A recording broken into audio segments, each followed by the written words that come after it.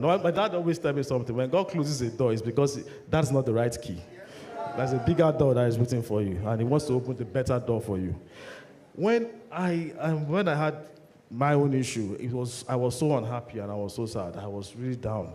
And I told God, I said, God, look, because I was reading through the Bible and I studied the life of Mary. I discovered she was pregnant.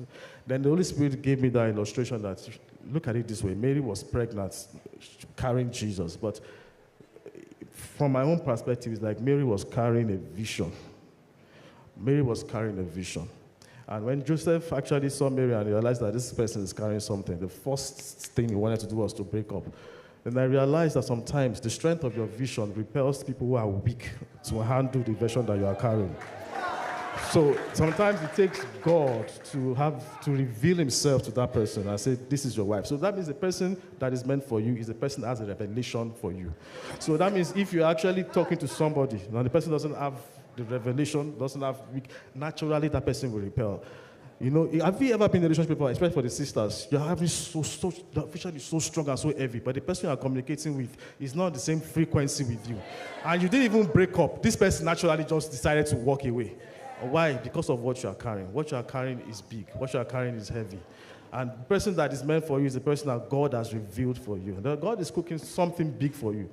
This is just a way of encouraging our sisters that, look, don't give up. Don't feel down. Don't feel broken. Don't feel that am I the only one that is carrying this kind of thing? Why am I the only one carrying something like this?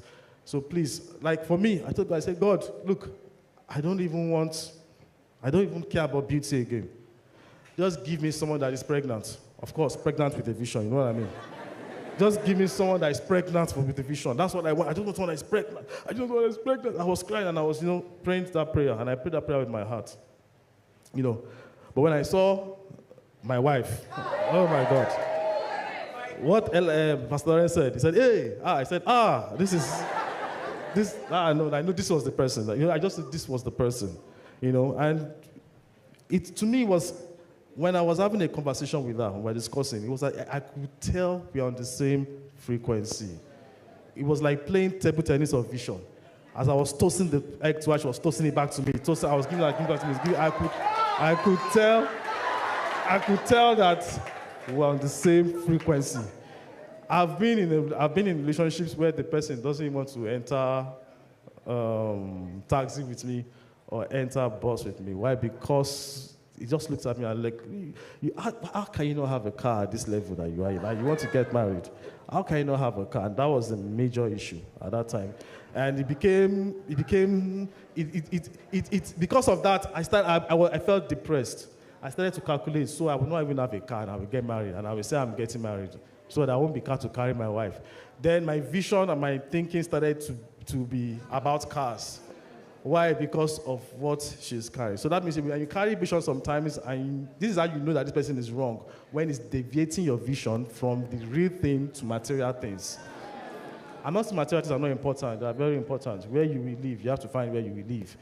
You have to be earning something. You have to be responsible, all right? But when all your focus is about how are we going to drive, how are we going to take car, and that was the issue for me. I started having depression. I was always getting sad. I was always getting unhappy. And like, so this is this drama that I'll be doing. So is it only this drama that I'll be doing? Trust me, see, as brothers, we don't have it all figured out. We don't have it all figured out. Yeah, but we are doing something. We're working. Like for me, I was working, I was doing something, but I don't have it all figured out. So when Ella entered the picture, I was so surprised that this woman of God didn't even care about which car was the least of our worries.